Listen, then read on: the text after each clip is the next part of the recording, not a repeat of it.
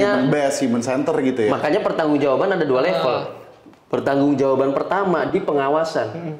Siapa yang memberi rekomendasi pengamanan dengan model Kamdagri itu salah. Dia harus bertanggung jawab, copot dari jabatannya. Yang pertama, yang kedua pertanggungjawaban di segi implementasi. Pada saat implementasi kemudian prosedurnya nggak dijalankan, ya nggak bisa lah orang emang dia menyerang dan menyerang dan melumpuhkan. Nah ini ada dua ini harus yang mengawasi salah usut pecat, yang melaksanakan pidana. Gue bukan tebakan, nggak boleh nebak dong. Berdasarkan informasi yang kita kumpulkan, beberapa keterangan dari teman-teman, baik dia panpel yang jual tiket, supporter yang segala macam, katanya justru itu dugaan kuat adalah dia mengambil dari selisih antara tiket yang dijual dengan kapasitas stadion. Garis bawah ya, dugaan kuat. Dan ini bukan personal. Jadi selisihnya itulah yang diduga dipakai untuk membiayai pengamanan operasional. Nah, ini memang, dan ini nggak ada di dalam investigasi temuan TGIPF.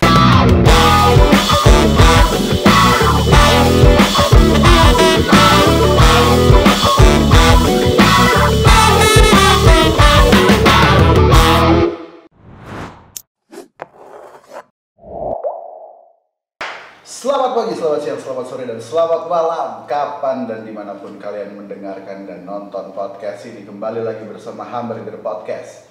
Joke is not a crime. Dan kita harus masih sangat berduka terkait ini ya, Kanjuruhan kemarin ya. Tragedi Kanjuruhan, betul. Tragedi Kanjuruhan kemarin, dan itu yang mau kita bahas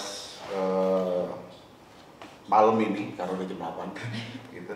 Tapi sebelum itu gue mau pagi apa ya? Malam. Oh, malam. Tadi mau perkenalkan diri dulu. Gua Jess, lalu Julius Ibrani Ijul, Ketua PBAI. Arlin di sini. Oke, Rizky temannya Jesse. Iya. Nah, kalau Hamburger Podcast itu gua Arlen, Rizky, Bang Ijul, Ketua PBAI. Tapi bukan cuma Ketua PBAI, Bang. Doi juga bagian dari bagian dari SOS juga ya. Save Our Soccer juga, kuasa hukum teman-teman SOS yang dulu dikriminalisasi di Barreskrim Mabes Polri juga. Waktu itu kampanye korupsi PSSI gitu. Oke, ntar kita tulis. Orang lama di bola, men. Orang lama di bola ngeri, bro. Oke, siap. Jadi kalau hari ini kita ngomongin soal sepak bola dan HAM, Bang Ijul orang yang tepat. Pas. Tapi kemudian yang kita mau baca kan akhirnya 132 korban jiwa jatuh gara-gara tragedi Kanjuruhan. Itu versi polisi, Bang. Versi polisi. Sementara hitung-hitungan yang lain, bahkan di hari kedua waktu itu udah ada yang sempat nyebut di angka 180. Ya, 240 bahkan. Terakhir ya. Dari TGA tuh ya. Betul. Tim gabungan Arema. Isu bergulir. Kita tahu gara-gara tear gas, ya kan. Terus temuan baru adalah ternyata tear gas yang dipakai kadaluarsa. Tapi kemudian gua nggak ngerti orang segoblok apa yang kemudian bisa sampai ngomong, oh matinya bukan gara-gara tear gas. Oke. Gara-gara kekurangan oksigen. Karena terinjak dan lain-lain. Terinjak gara-gara apa? Tear gas. Gara-gara panik. Betul. Gara-gara apa? Iya, gara-gara tear gas. Iya. Itu loh maksud gue. Cuman nggak ngerti lagi dah apa.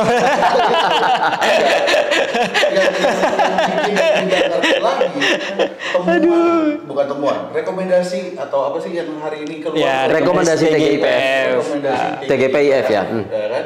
Yang tadi sebelum rekaman Bang Ijul udah marah-marah soal itu. Tapi sebelum ke situ, kita bahas dulu nih soal kemarin akhirnya PSSI gitu ya. Akhirnya memberikan sanksi kepada panpel dan jajarannya gitu. Pertanyaan lanjutannya, apakah emang pertanggungjawabannya cukup berada di panpel? Oke. Harusnya enggak ya, maksudnya terkait dengan beberapa hal tuh, maksudnya soal ini kan seolah-olah jadi kayak panpel, terus pihak klub yang disalahin segala macam kan. Sebetulnya ya emang begitu doang, atau sebenarnya ada hal yang lebih jauh yang bisa kita tarik? Gue sih nggak tahu ya, tapi PSSI segala macam dan stakeholder lain juga memang sebetulnya harus bertanggung jawab. Itu lu ngeliat itu gimana sih? Ya, makanya pertama kata kuncinya itu holistik. Kita melihat holistik.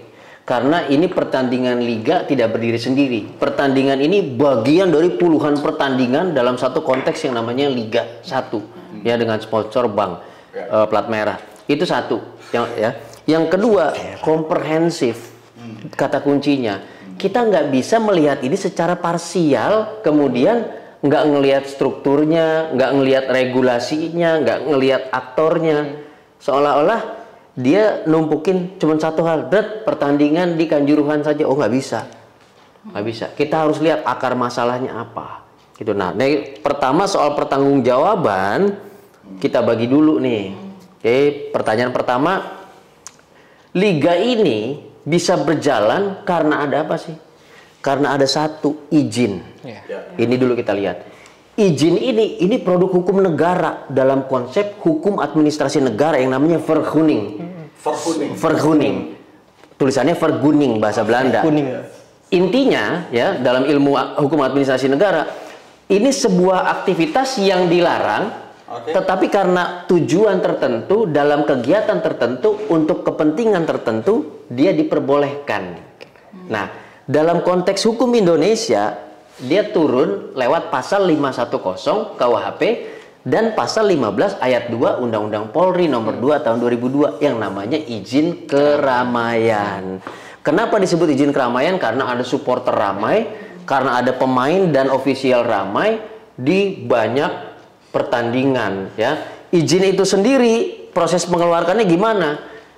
PSSI mengajukan kepada presiden, langsung kepada presiden. Makanya jangan ketipu bacotan buzzer yang bilang apa-apa lu nyalahin Jokowi. Oh, jumping to conclusion, dasar lu anti Jokowi, pro yang ini segala macam proposisi. Hey, Abdul Qadir, nanti dulu.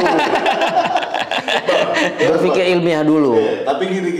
Sebelum kita ngomong ke arah sana, kan ada bagian spesifik di mana kita punya kesempatan buat maki-maki Jokowi gitu. Lanjut. Ada ilmiahnya. Ada ilmiahnya, ada basis hukumnya, nanti bisa gue jelasin. Yes. Terus sekarang gue pengen, kemarin dia si Rizky sempat teleponan sama temennya yang adalah seorang pelaku sepak bola. Yang kemarin temen lo itu ngejelasin ke lo soal banyak hal soal verifikasi stadion. Kan kemarin banyak ngomong ini stadion segala macam gini-gini. Tapi ya gue nanya lah Mas. Gue punya kesempatan ada apa sih sebenarnya gitu? Kenapa justru ini kita diarahin ke ini stadionnya nggak layak kayak gitu-gitu. Terus soal pengamanan segala macam sebenarnya apa? Satu hal yang dia bilang ke gue cuman gini, ini nih klub-klub peserta liga, lu tau nggak? Kata dia, ini cuman dikasih kesempatan, ya udah lu mau ikutan nggak? Lu penuhin administrasi, sisanya lu nggak bisa ngatur. Memang kasarnya begitu tuh. Memang betul, bukan kasar, itu hukum yang berlaku. Jadi gini, makanya tadi gue pengen jelasin gini, izin itu sifatnya produk hukum negara, diberikan secara absolut kepada PSSI. Dengan mekanisme atributif, kewenangan negara dikasih ke PSSI, itu tidak boleh didelegasikan kepada siapapun. Jadi nggak boleh dipinjemin ke PT LIB, dipinjemin ke klub, nggak boleh. Jadi siapa yang bertanggung jawab? Si pemegang izin. Ya itu. PSSI. Satu-satunya izin liga oleh negara melalui Polri itu ke PSSI. Makanya kalau kita baca regulasi penyelenggaraan liga, ya, baik itu Liga 1, Liga 2, kita baca di ketentuan umum deh bagian pertama, ya, semuanya menginduk ke PSSI. Klub harus terdaftar PSSI nggak? Dong. Harus anggota PSSI. Ofisial harus. Perangkat pertandingan seperti apa? Wasit, hakim garis segala macam harus nggak? Harus. Pemain terdaftar nggak? Harus. Sampai ke hal perintilan, stadion. Harus. Makanya verifikasinya dari PSSI. Betul. Terus apalagi, bro? Bahkan jersey, kaos kaki, warna supaya nggak bentrok ketika bertanding. Itu semua izinnya PSSI. Itu ada di regulasi. Nah, untuk pengelolaan teknis dilaksanakan, dikerjakan oleh PT LIB. Tapi pertanyaannya, apakah izinnya didelegasikan ke PT LIB? Tidak. Jadi istilah yang digunakan dalam regulasi ini norma hukum soalnya, ya. selalu bilang PT LIB dan atau PSSI, PSSI dan PT LIB. LIB nggak bisa berdiri sendiri, bro. Betul. Oke. Oh, nih, terlepas dari tuduh-tuduhan itu ya, masalah pertanggungjawaban antara Yes. PSSI sama LIB. Ya. Jadi kan ada nih temuan, ada yang bilang kalau misalnya ini tuh kepentingan iklan. Dan selain kepentingan iklan juga Sponsor, dan yes. pemilik hak siar Betul. untuk memundurkan jam tayang. Betul. Maka dengan hal itu kita bisa nggak sih kira-kira gugat PSSI, LIB atau pemilik hak siar itu? Oh, semua termasuk itu. Makanya saya bilang, ini gue bilang nih, kita baca regulasi penyelenggaraan liga, pemegang tunggal otoritas itu PSSI. Tapi PSSI nggak bisa bekerja sendiri, dia butuh bantuan. Bantuan siapa? PT LIB. Bekerja sama dengan siapa untuk pembiayaan? Ada sponsorship. Lapangan pinjam sama Pemda, Pemprov segala macam dan segala macam. Tapi semua otorisasinya, izinnya, tadi bahasa lu Ki, verifikasinya itu siapa? PSSI, bro. PSSI itu Jadi- sebenarnya ini kan polisi sepak bola seluruh Indonesia. Gimana? PSSI itu polisi sepak bola. Waduh. Jadi intinya kayak PSI itu Waduh. Sekarang seperti itu. Ketuanya juga purnawirawan gitu. Salah nggak gua sebut itu? Tapi double S-nya itu lebih menggambarkan suka-sukanya. Tapi gini. Ada tunggu dulu, PSS itu jadinya kayak nelen ludah sendiri gitu. Kalau nelen ludah sendiri enggak juga. buang Dia tuh- badan. Jadi memang secara regulasi dia diberi kewenangan mutlak. Harusnya kewenangan mutlak ini dimanfaatkan seluas-luasnya dan yang paling penting sebaik-baiknya. Tapi karena dia nggak bisa kerja, dilempar ke sana kemari, buang badan ke sana kemari. Makanya kalau kita mengusut pertanggungjawaban, Panpel aja mesti daftar ke PSSI. Jadi Panpel nggak punya kewenangan kalau nggak dikasih kewenangan sama PSSI. Artinya siapa? Seluruh penyelenggaraan liga ini itu semuanya menginduk on behalf PSSI. Oke. Makanya gue marah betul gue baca hasil rekomendasi Iya. TGIPF nomor 1 bikin marah. Apa itu, Bang? Dia bilang, gue bacain, kesel. Bener gua. Itu yang mimpin Menko Polhukam. Menko Polhukam itu profesor loh, aktif profesor. Berarti dia kan akademisi aktif. Gue bilang, Yang harusnya pintar. wah, nggak perlu pinter lah bro, nggak perlu pinter, cukup lulus baca tulis. Iya. Lo bayangin, gini, lo bayangin, ini nomor 1 rekomendasi bagi PSSI.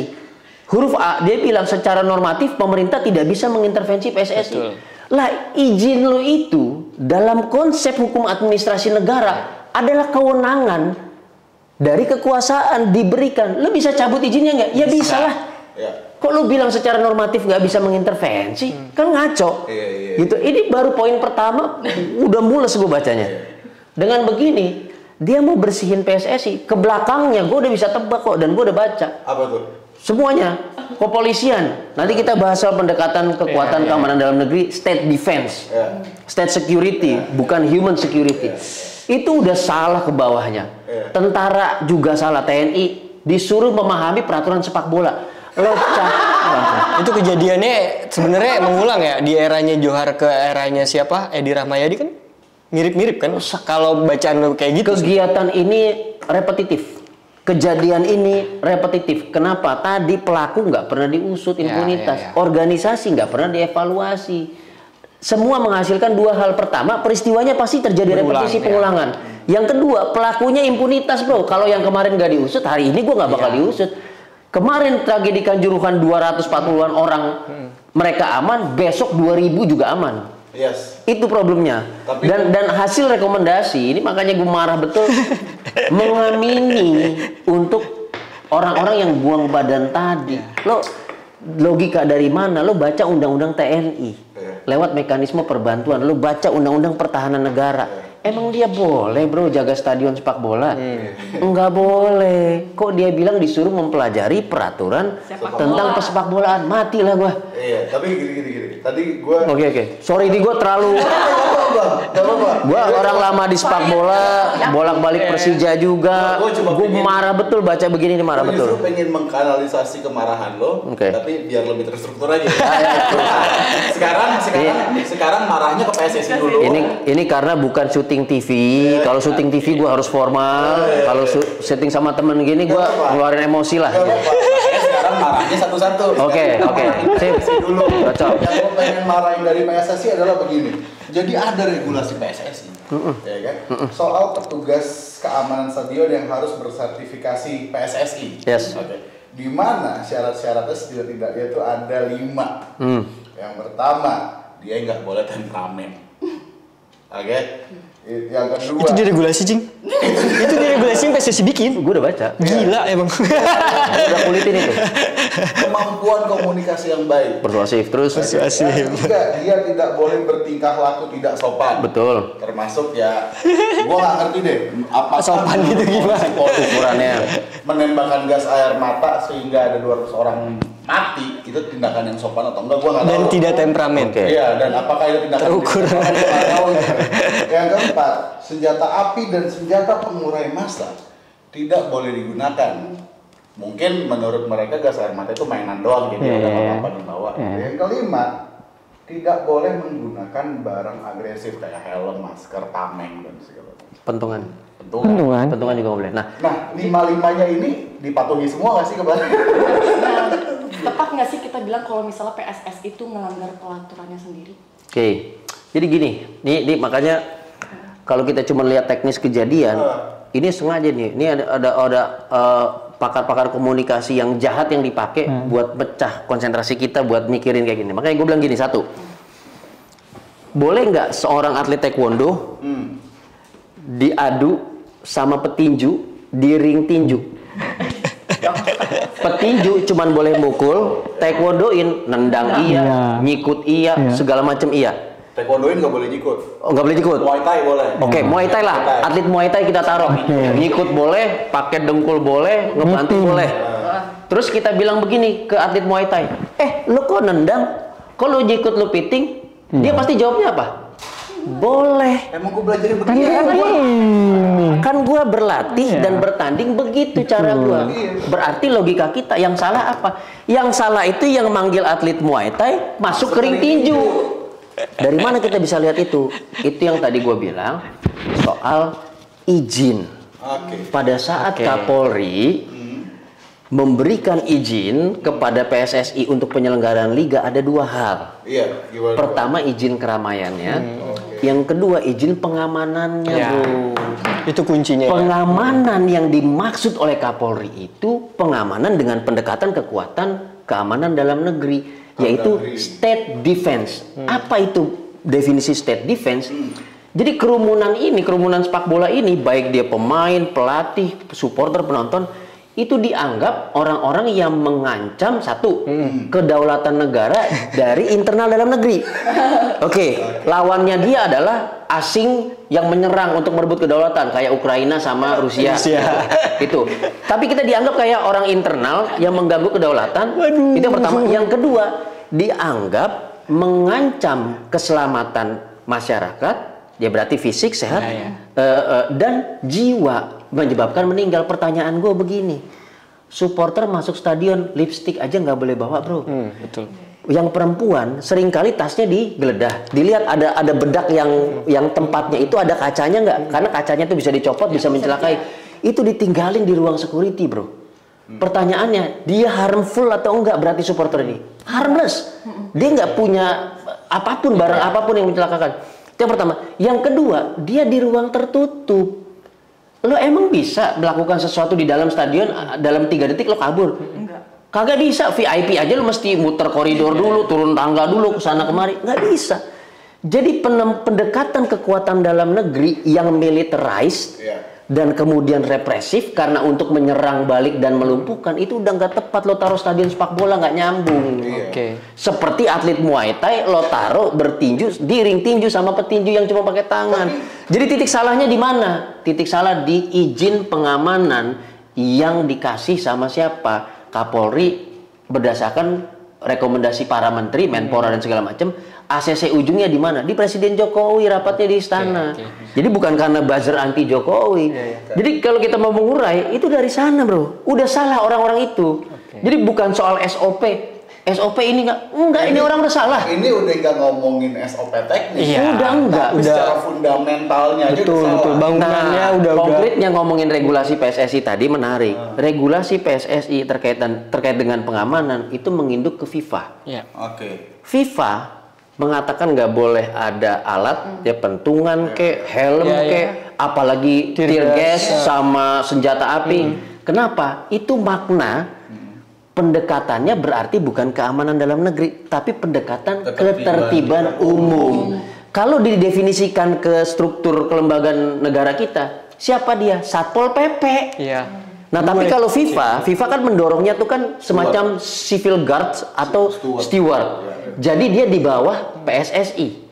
Baik itu di bawah pengelola stadion, di bawah klub ataupun itu, tapi orangnya adalah orang sipil yang tidak represif, agresif dan militerized ya, dengan pendekatannya ketertiban umum.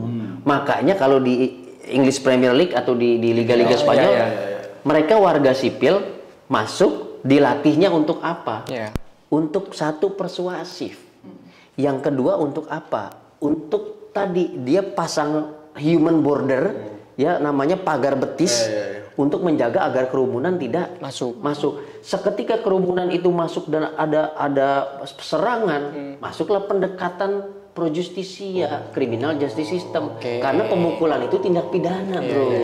Ada kaitannya lagi nggak sama keamanan dalam negeri? Kagak ada. Tadi di stadion nggak boleh bawa apa-apa. Ini kalau yang tadi dibilang steward ini, itu yang kalau nonton bola ngadep belakangnya. Ngadep belakang. Nonton bola nggak boleh lihat tuh. Gitu. Nah, tadi lu sebutin soal. Gue lanjutin yang tadi. Oke, boleh. Makanya statuta FIFA bilang begitu, diadopsi di regulasi PSSI. Nah, sayangnya di Indonesia tidak dijalankan, tapi malah pakai pendekatan Kamdagri. Dan yang bikin gua marah, rekomendasi TGIPF malah memberikan ruang bagi pendekatan Kamdagri itu. Disuruh pelajarin peraturan sepak bola, disuruh ikutin aturan pengamanannya, tapi orangnya masih sama. Kan nggak nyambung, bro. Kan konyol. Artinya yang mereka lakukan itu dianggap nggak apa-apa. Itu anggap aja itu reaksi yang salah, bukan orangnya yang salah.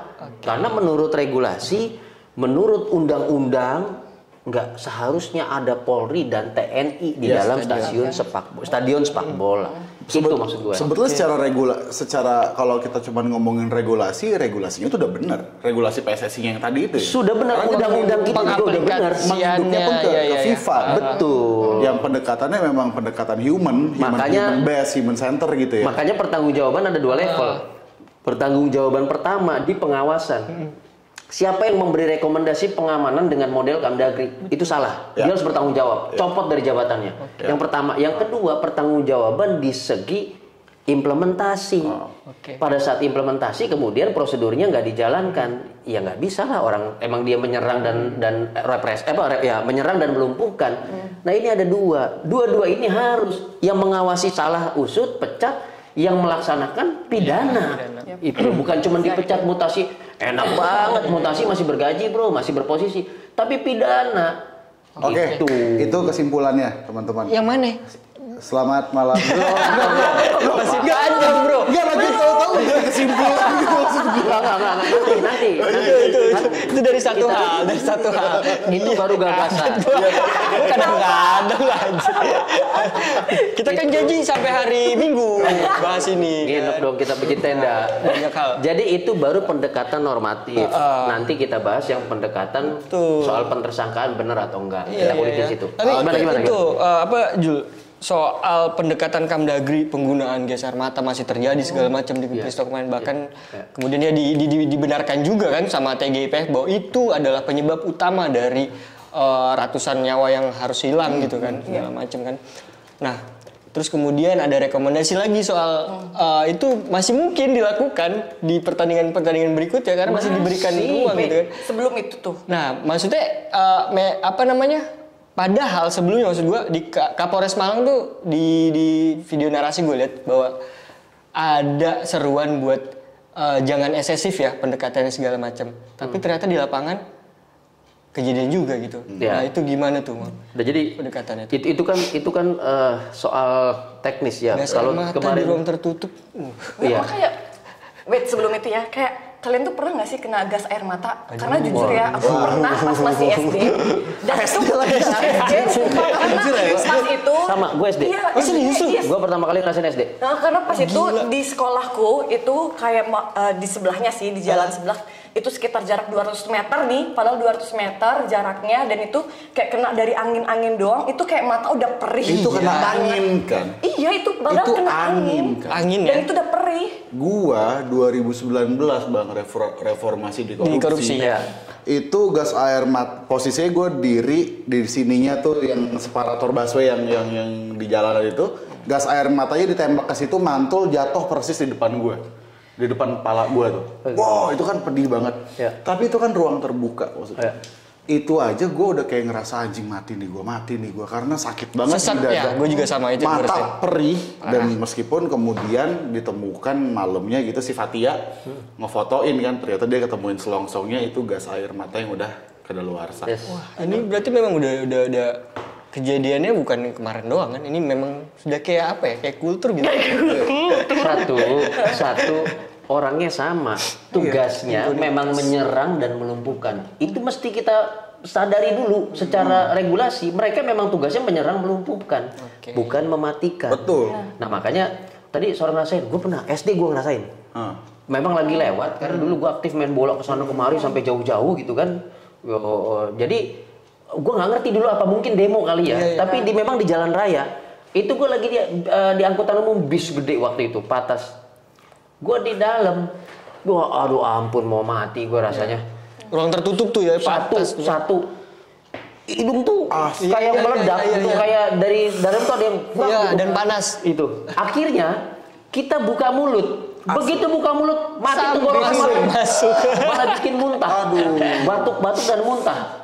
Mata gatalnya minta ampun perih. Iya, panas air. Tapi kalau kita tutup makin perih, Bro. Iya. Kita kucek langsung lecet. Aduh, nggak bisa. Itu maksud gue. Dan lo juga pasti pernah lah. Gue tahu. Dan itu bukan deket ya, bukan ditembakin ke arah ini bis yang angin tadi ke Arlin gitu kan. Karena cuman angin begini ampun. Dan semenjak itu ya waktu gue di LBH ngawal demo buruh, ngawal demo masyarakat segala macam, ya itu udah makanan sehari-hari.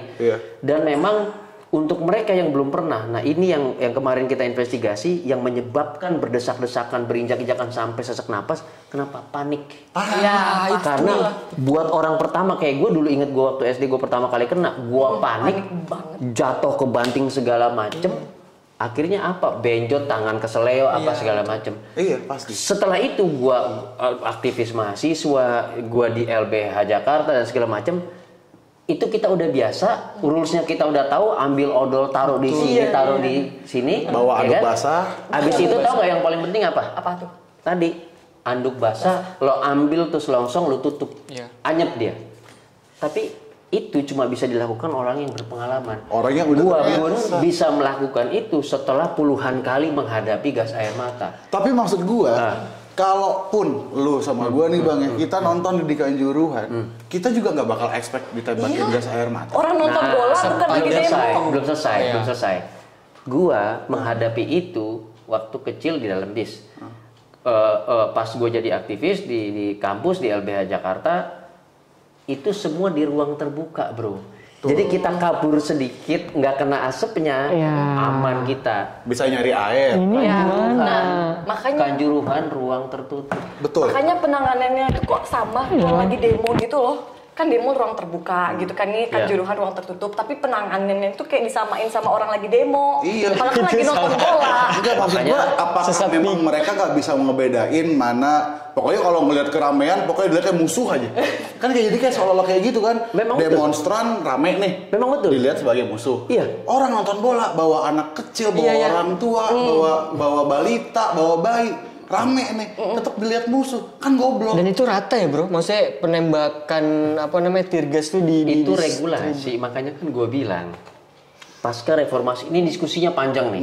Tapi singkatnya gini. Nggak apa kita sampai hari Minggu kan? Abang Minggu ya? Iya, minggu. Benar-benar juga. Masih 2 hari lagi. Aku ada sleeping bag, gue ada sleeping bag. Belum tadi. Jadi yang mesti kita pahami begini, ya, reformasi mandatnya salah satunya adalah reformasi sektor keamanan.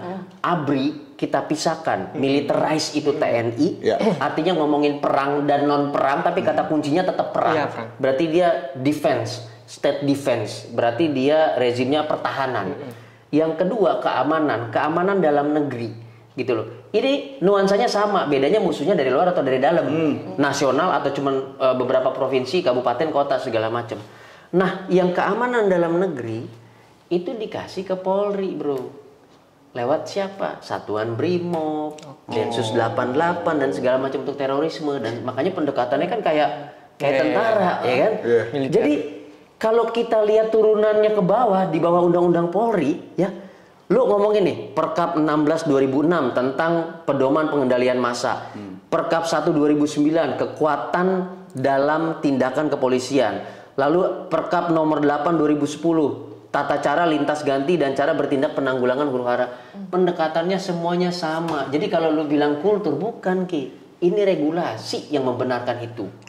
Nah, regulasinya juga menyatakan 1-2 orang berkumpul itu sudah dianggap Kerumunan. ancaman terhadap kedaulatan negara, baik dalam konteks lokal sempit ataupun kalau di seluruh provinsi berarti nasional. Jadi kalau lihat regulasinya kita begini nih bisa ditembakin geser mata ya? Bisa. Dengan dalil apa? Pendekatan tadi keamanan. Makanya gue bilang gini. Ini ABRI dipecah jadi TNI Polri.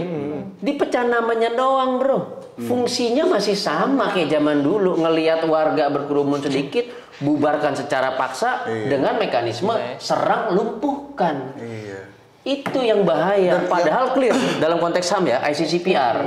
Biar kita ada ilmiahnya dikit. International Covenant on Civil and Political Political Rights. Rights. Ya, kebebasan berekspresi, kebebasan berkumpul itu adalah hak yang dihormati. Betul. Jadi negara itu justru membelakangi kita yang lagi demo dan jagain kita. Betul. Bukan menghadapkan wajahnya ke kita sambil nyerang. Betul. Itu kebalikannya mandat HAM di ICCPR. Nah, itu yang harus kita ubah. Jadi orang demo harmless ya, nggak bawa senjata, itu juga nggak boleh pakai pendekatan kalau dalam negeri. Jadi bukan kultur ya. Kalau kultur tuh seolah-olah Kebiasaan gitu kebiasaan ya. doang. Kalau ini malah dilegalkan. Kalau bahasa Betawinya gini, aduh maaf keteloposan. Kenapa? Lo ngerti kan? Kebablasan kalau tapi keteloposan, kelepasan gitu. Ketelapasan ya. Kenapa? Sorry udah kebiasaan. Bukan kebiasaan, bro. Regulasinya diubah. Emang begitu. Regulasi itu harus diubah. Jadi dia kultural tapi lebih utamanya struktural ya sebetulnya. Emang struktural karena masuk hukum. Regulasi itu strukturalism. Ada teorinya siapa? Baca tuh Sigmund Freud segala macam. Baca tuh Lawrence Friedman dan segala macam. Itu bagian dari struktur. Enggak, tapi tadi kan lo nyebut soal harmless masih diserang gitu ya. Yes. Even waktu kejadian Kanjuruhan, itu ini temuannya LPSK nih, yang ngomong Bang Edwin Partogi nih. Temuannya dia, ngomong di beberapa media. Ambulans, bro. Diserang pakai gas air mata. Nggak, mungkin waktu itu petugas keamanannya melihat bahwa supporter ini karena pakai seragam segala macam dianggap kombatan. Gitu Ya bahasa hukum internasional. Makanya gue bilang. Jadi dia memperhalus positioning ekspresi masyarakat berkumpul, tapi logikanya masih sama. Dianggap ancaman. Makanya tadi kan gue bilang kata kuncinya itu dia dianggap ancaman baik terhadap kekuasaan pemerintahan atau kedaulatan. Makanya pendekatannya militarized dan represif, dan itu diregulasikan, bro. Makanya Kalau mereka bilang Itu plek berarti itu ya? kalau lu anggap kombatan, apaan sih? Enggak kok gitu. Ada prakteknya. Dia pakai bahasa yang lain. Logikanya sama, kita tuh dianggap pemberontak. Yes. Makanya pendekatan tentang menyikapi kerumunan di Indonesia itu semua dipukul rata, dianggap ancaman bahkan sampai ke kekuasaan pemerintahan yang sah dan kedaulatan. Kita semua dianggap kombatan, bro. Civil kombatan atau bahkan beligeran yang mau melepaskan diri kan gila. Ini yang kemudian jadi konsep gue. Ketika hari ini kita di titik ini kita ngomongin soal polisi nembakin gas air mata segala macam bla bla bla, lalu kemudian pada waktu itu Kapolres Malang dicopot, lalu orang merasa ya udah cukup dong. Oke. Emang udah cukup? Iya jelas enggak lah, bro. Makanya gue bilang begini. Kok langsung bete nih apa gue? Gue juga bete sih denger. Kalau juga selesai bete gue aja. Asli. Secara logika gue bete, secara intelektual gue bete, advokasi juga gue makin bete lagi, bro. Ada berapa seragam di dalam lapangan yang menyiksa dan membunuh warga? Minimal 2. Ada 2 seragam di situ, kepolisian dan TNI. Itu artinya kita memang pertanyaan gini, polisi emang bisa merintahin tentara? Nggak bisa. Oke. Kok bisa ada tentara di situ? Mekanismenya apa? Dalam dokumen rekomendasi TGIPF dia memberikan julukan perbantuan atau BKU. Perbantuan itu dari mekanisme kepolisian kepada TNI, pertimbangannya ancaman kedaulatan negara yang tidak bisa dihandle lagi oleh Polri, minta bantuan kepada TNI. Pasal 7 itu tentang perbantuan. Jadi kalau kita ngomongin penggunaan kekuatan seperti ini, emang bisa Kapolres, bro? Emang bisa Kapolda? Bro, Kapolda merintahin Panglima TNI. Ingat ya, 2 institusi itu masih tanda kutip militerized. Makanya ada unsur komando di sana. Pemegang tongkat komando siapa? Kapolres. Bukan dong. Di lapangan kita temukan supporter 42.000 orang itu lintas Polres, bro. Ada yang dari Blitar bahkan. Beda kota. Bisa nggak Kapolres Kabupaten Malang merintahin warganya yang dibawa kewenangan Kapolres Blitar? Bisa nggak? Nggak mungkin lah. Selemah-lemahnya iman itu Kapolda levelnya, bro. Karena udah level antar Polres. Itu selemah-lemahnya iman. Selemah-lemahnya iman. Kalau iman yang nggak lemah berarti kalau kita rujuk kepada izin tadi pengamanan, izin pengamanan itu salaman antara Kapolri dan Panglima TNI. Jadi tadi makanya pasca ngeluarin izin, dia langsung bilang kami sudah koordinasikan kepada Polres se-Indonesia penyelenggaraan pertandingan, kami sudah koordinasikan dengan Kodim. Jadi kan tadi di awal hingga pertengahan podcast lo ngomong bahwa Jokowi bertanggung jawab.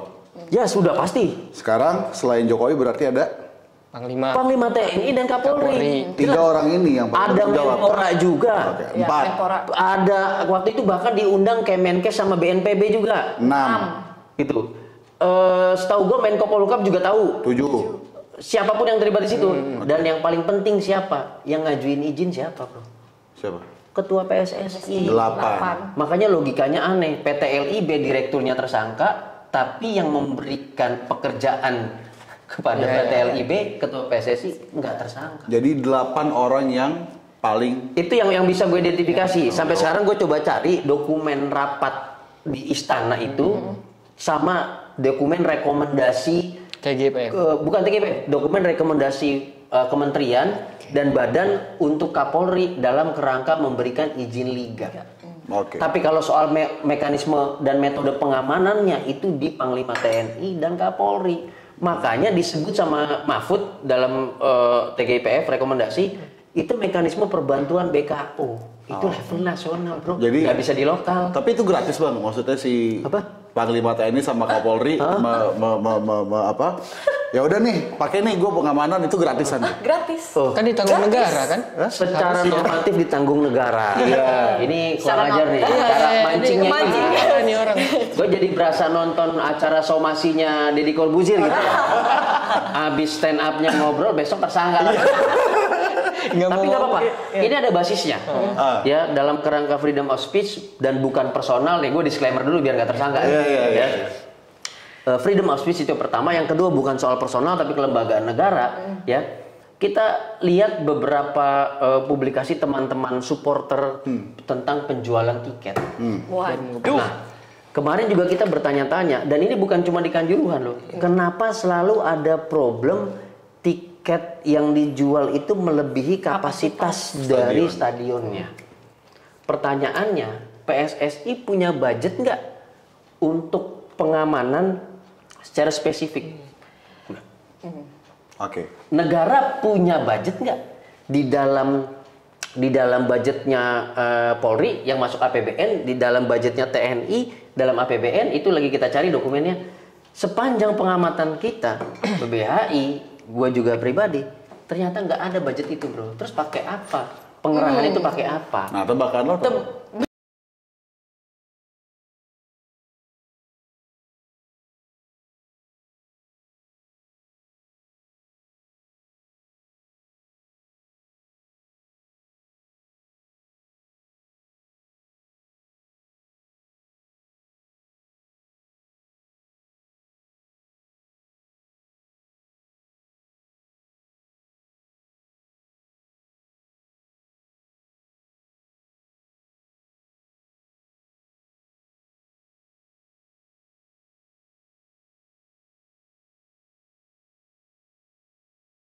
Harus digali dong. Tidak ada juga di dalam laporan keuangan Panpel selisihnya ini kemana, dan tidak ada juga laporan yang terbuka pengerahan pasukan, pengerahan pengamanan ini pembiayaannya dari mana.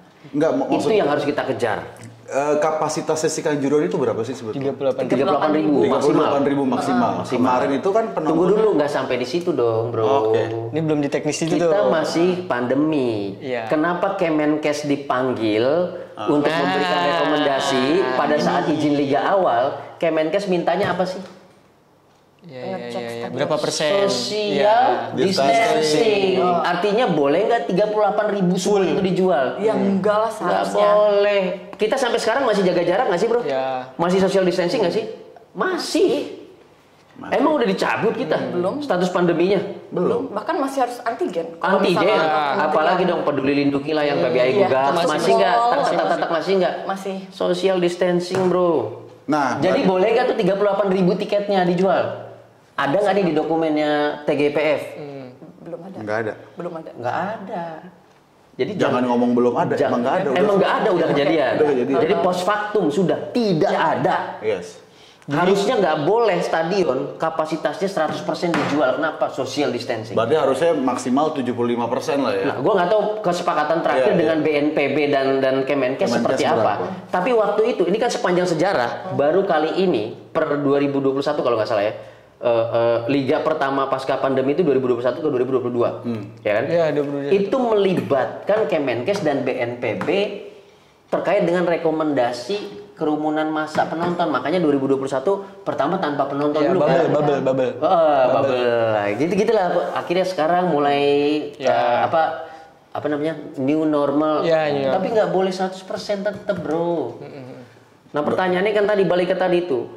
Anggaran dari pihak swasta untuk pengamanan, jangankan soal sepak bola, pertambangan, apalagi sebut pabrik, apalagi itu clear loh. Waktu itu kalau nggak salah Jakarta Post pernah mengungkapkan sama Tempo pembiayaan oleh sektor swasta untuk pengamanan kepada siapa? Kepada pihak kepolisian dan TNI.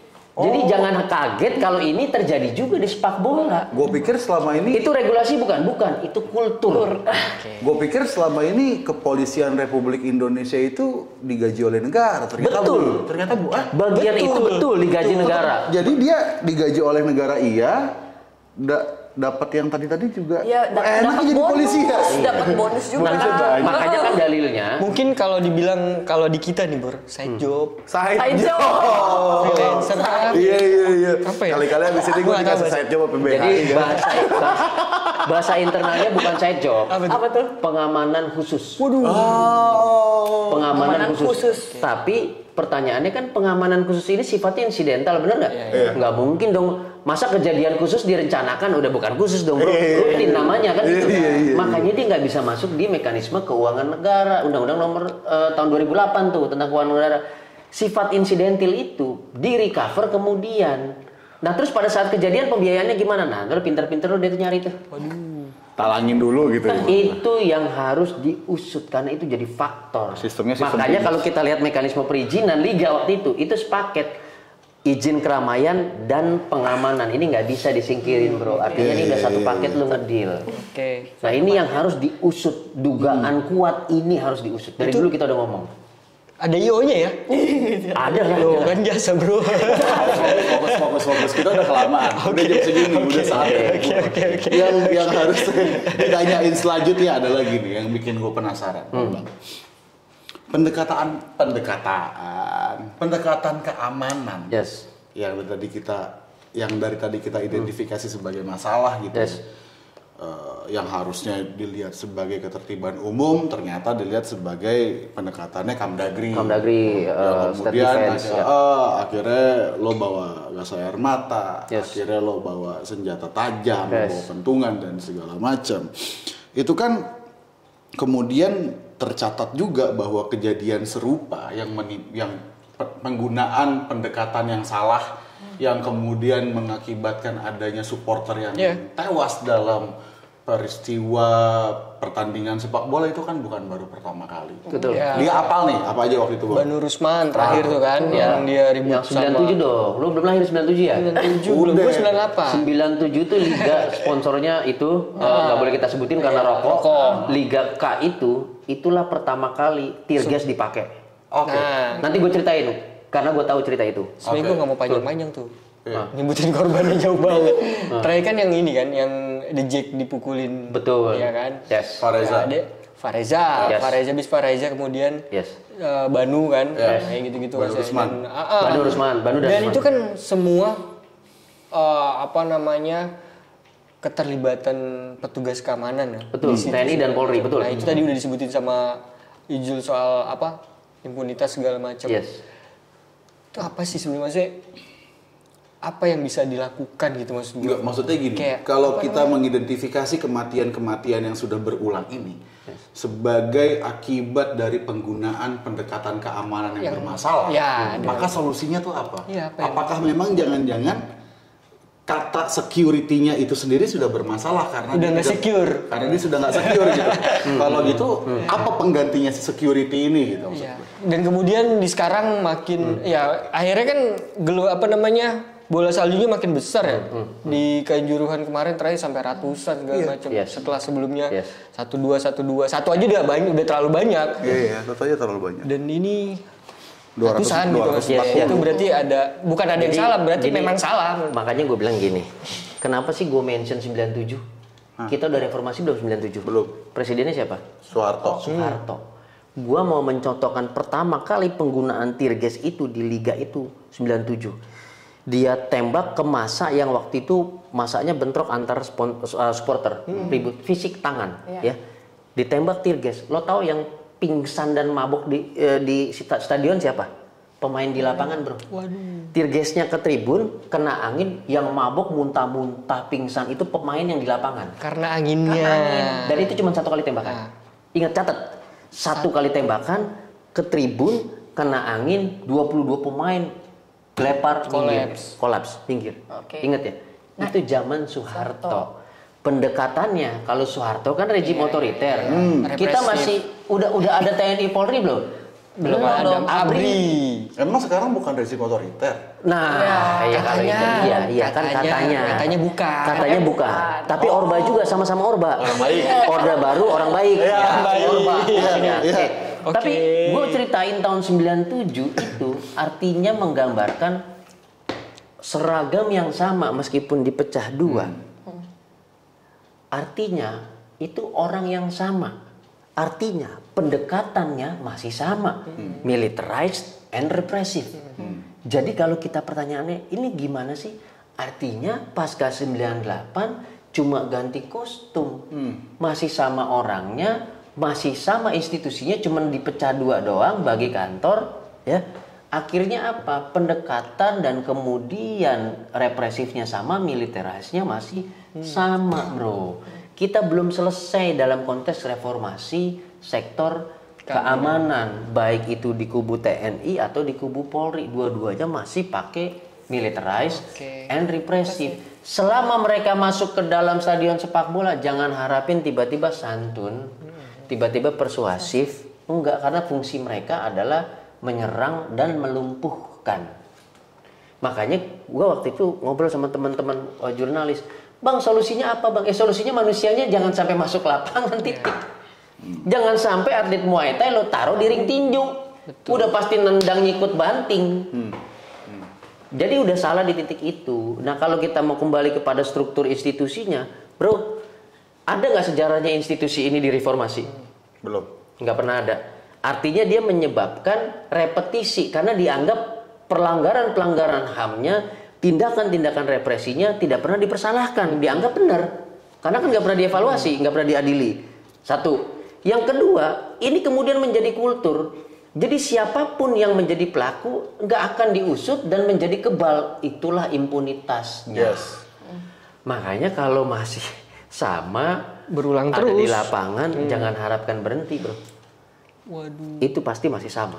Pasti akan kejadian lagi. Pasti pakai tear gas lagi, pentungan lagi, lari-lari pakai sepatu Lars, nendang. Bak. Masih sama, masih militeris juga meskipun udah pecah TNI dan Polri. Jadi Solusinya apa? Nggak boleh pakai pendekatan itu lagi. Terus pendekatan yang enak itu apa bang? Yang enak. Gitu. pakai sambal. Kecap dikit kecap ya, karena lo perih ya kan. Maksudnya pendekatan yang pas gitu loh. Exactly. Ya, pas. Jadi dalam konteks security sector reform pasca 98 kita harusnya mengubah state security itu bukan state defense. Defense itu pertahanan negara yang militarized dan represif. Tapi Human security. apaan tuh Bang? Jadi dia fokusnya adalah pengamanan insani. Konteksnya adalah pemenuhan hak asasi manusia. Sederhana. Ini gue kasih tau sederhana. Selama negara ini ngelihat orang demo masih begini, orangnya demo di situ tuh. Dia masih begini, pakai tangan, pakai pentungan, pakai gas air mata. Kita belum pada human security. Human security itu terjadi seketika dia balik badan. Justru jagain yang demo supaya tidak diserang orang yang gak setuju demo. Itu human security.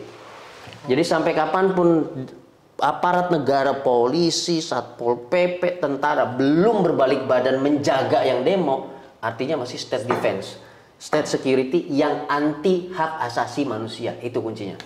Oke. Sederhana, gue ngasih contoh sederhana biar gampang lihatnya kita. Karena itu tiap hari kita lihat di jalan raya, di tempat-tempat umum. Itu aja. Tapi model nih balik lagi ke bola nih ya. Yes. Model pendekatan keamanan yang mirip-mirip di kita tuh di negara lain kayak gini gak sih? Atau kita memang jangan-jangan yang masih katrok aja, masih kayak gini-gini aja Di gitu? belahan negara dunia ketiga terbelakang kelaparan masih sama bro. Oke. Kalau lo datang ke, beneran. Lo meskipun negara sepak bola yang maju, Loh kan kita katanya udah dibilang maju juga. Katanya. Katanya lagi. Oke. kita maju 2 langkah, mundurnya 1000 langkah. Ngawat. Ya kan? Kita maju pasca reformasi 98. Ya kan udah berapa tahun sampai sekarang. Tapi kebijakannya mundur ke tahun 67. Wah. Lebih parah lagi dari tahun 67 kita. Gawat. IKN 160 tahun loh. Kok ngomongin advokasi? Sorry, lebar. Tadi kan gue bilang ini di konteks bola. Bola. Soal penanganan keamanan yang masih Ini katrok. masih terjadi di negara-negara dunia ketiga, bahkan negara-negara miskin kelaparan. Argentina masih resesi waktu itu, pendekatannya masih karena harus otoriter untuk menjaga kestabilan. Jadi cirinya di situ. Ketika negara resesi segala macam, pendekatan otoriter dipakai, di sepak bola juga sama. Oke, ke bawah. Tapi negara-negara maju, negara-negara modern, negara-negara hukum dan demokrasi yang sudah menghargai hak asasi manusia, nggak ada pendekatan seperti ini, bro. Pendekatannya adalah humanis. Makanya humanity itu masuk di dalam statuta FIFA. Ya humanity, meskipun bukan human rights, tapi humanity. Humanity-nya ya. Humanity, exactly. Humanity itu masuk dalam statuta FIFA dan menjadi semangatnya FIFA. Oleh karena itu, dia mendorong misalnya apa? Armband buat kapten itu pelangi untuk minoritas gender dan seksualitas. Lalu mendorong kesetaraan gender, liga perempuan, Piala Dunia perempuan dan segala macam. It's a part of humanity that we call human rights. Dan negara-negara maju nggak ada lagi yang menggunakan pendekatan state defense, keamanan dalam negeri, tapi udah pakai pendekatan tadi human security. Dia nggak pakai senjata, dia nggak pakai tameng, dia nggak pakai helm, tapi cuma pakai rompi yang namanya stewards itu. Persuasif dan pagar betisnya adalah benar-benar pagar betis manusia. Betul. Ya, tapi Jadi jangan kalian pikir pagar betis buat kondangan doang, enggak. Itu pagar ayu, men. Oh iya.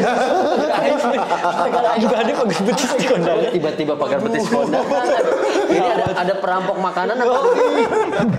Itu biasanya buat yang nggak naruh amplop terus makan. Kebetulan sih waktu itu datang kondangan ada. Iya. Bang, gue sebetulnya masih pengen ngobrol. Yes. Tapi list pertanyaan udah habis. Gue masih banyak, tapi karena lu belum habis, gue ada.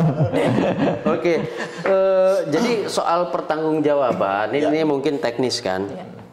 Normatif tadi kita udah tahu. Siapa yang terlibat memberikan izin itu harus bertanggung jawab. Ya. Ketika ada orang punya rumah, dia punya sertifikat, dibikin kos-kosan, berarti ada izin untuk bikin kos-kosan segala macam. Di kos-kosannya ada narkoba, ada prostitusi yang dilarang, ya. Kemudian ada terorisme, diperiksa nggak yang punya kosannya? Udah pasti dong. Kan dia harus menjamin rumahnya aman. Logika itu sama, itu logika sederhananya, bro. Jadi kalau cuman yang misalnya apa, komandan Brimob di level Polres yang kena, itu bicara teknis, teknis saja. Makanya jadi tumbal doang. Tumbal jadinya. Kemudian cuman direktur PT LIB saja. Padahal yang memperbolehkan dia mengelola liga itu ketua PSSI. Ini ketua PSSI-nya nggak kena. Yang mana juga PSSI punya saham di IB.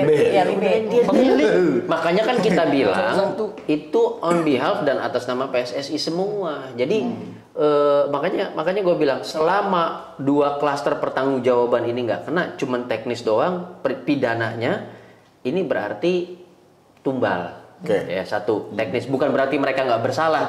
Bersalah tapi cuma ditumbalin, berhenti di mereka. Teknis. Itu satu. Yang kedua, di level perizinan dan rekomendasinya nggak kena, berarti ini orang juga segerombolan diselamatin. Supaya apa? Kalau mereka kena, berarti bos besarnya kena. Siapa bos besar? Presiden. Jadi supaya nggak loncat ke presiden, tengahnya dipotong nih, jadi diamanin. Itu yang ngomong Ijul ya? Nggak apa-apa. Itu secara normatif bisa kita pertanggungjawabkan. Ya itu. Itu buat lucu-lucu aja gue ngomong. Slow.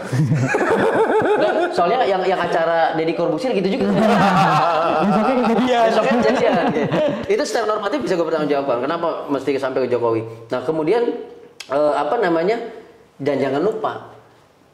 Ini yang paling penting ini. Kita kan semua pegiat HAM, aktivis HAM. Ya. Kok kita nggak ngomongin HAM di sini? Harusnya itu jadi pertanyaan. Ada kekuatan negara nggak di situ? Ada TNI dan Polri. Betul. Ya kan? Ada hak asasi manusia yang dilanggar nggak dari penonton? Semuanya. Ada bahkan sampai hak atas hidup meninggal. Hak atas hidup yang paling utama. Ya kan? Terus ada unsur komando dari struktur negara nggak? Ada. Nggak mungkin nggak ada, dan itu sudah diakui. Meskipun berhenti di level Polres, yang kami yakini nggak cuma satu Polres. Pasti itulah kenapa Kapoldanya dicopot. Kan gitu. Sampai situ. Izinnya dari negara juga. Pertanggungjawaban pengawasannya tadi gue bilang udah ada. Ini terjadi pelanggaran HAM dengan syarat terstruktur, sistematis dan masif. Terstruktur iya, tadi struktur komandonya. Sistematis kita lihat di lapangan, pengerahan massa di atas menit 80, pengerahan kekuatan personil di atas menit 80. Itu yang pertama. Yang kedua, dia mengunci pintu. Yang ketiga, tembakan tanpa prosedur dengan jumlah lebih dari 80. Bro, bayangin lo, bro. Ini kan sistematis nih. Ya, masif nggak? Jumlahnya yang meninggal berapa? 200. Dari berapa kota kabupaten korbannya? Betul. Lebih dari 2. Lebih dari 2 bahkan. Dan gini, yang tadi disebut oleh Bang Ijul sebagai terstruktur, sistematis dan masif, itu adalah syarat dari kejahatan pelanggaran hak asasi manusia yang berat, gross violations of human rights, dengan konteks kejahatan kemanusiaan, yaitu pembunuhan yang disengaja. Pelanggaran HAM berat. Jadi bahkan kita nggak cuma sekedar ngomong, oh itu peristiwa pelanggaran HAM, enggak. Ini pelanggaran HAM berat. Pelanggaran HAM berat. Orang aktornya negara semua. Nggak percaya, cek soal komando di dalam rekomendasi TGIPF. Meskipun dia tidak jelas mengatakan itu komando, tapi ada koordinasi yang salah. Dan Itu bahasa lainnya adalah komando. Dan ironisnya, kejadian ini terjadi ketika masyarakat butuh hiburan. Iya lagi. Itu sedih banget sih. Jangan cuma dilihat hiburan dong, bro. Tiket ada pajak negara nggak? Waduh, itu Parkir bayar nggak? aspeknya. Segala macam. Pada jajan nggak? Penghidupan. Produk jajanan itu ada pajak buat negara nggak? Ada. Ini kontribusi 42.000 penonton termasuk 240-an yang meninggal. Ya diduga 240-an yang meninggal nih ya. Terhadap pendapatan negara, bro. Lo bayangin udah ngasih duit di negara, dia bayar segala macem, dia ditembak gas air mata injek-injekan, secara sengaja ada unsur komando dan meninggal dunia. Kalau orang-orang ini mau merampok negara, kita masih agak mikir deh.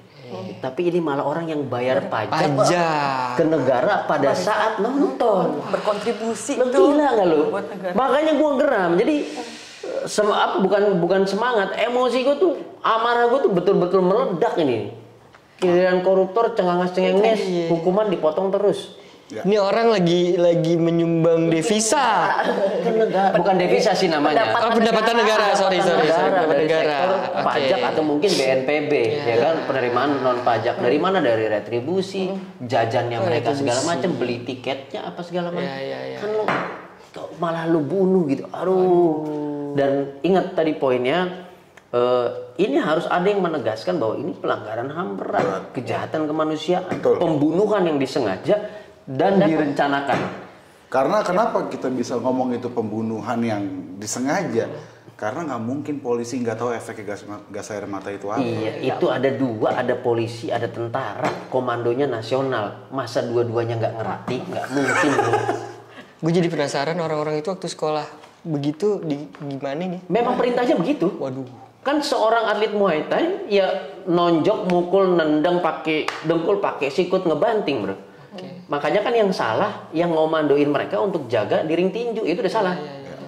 Jadi jangan cuma lihat teknis gitu. Tapi lihat secara tadi holistik ya, itu dia kuncinya. Dua kata kunci itu. Kalau enggak kita ngomongin kenapa siapa turun ke lapangan siapa kita sengaja digiring ke perdebatan tanpa ujung di situ. Jadi kurang lebih diskusi kita selama sejam ke belakang ini akhirnya yang bisa disimpulkan adalah tadi ada setidaknya 8 orang yang bertanggung jawab atas peristiwa ini, yang mungkin kedelapannya apa yang harus mereka dapat sebagai ganjaran?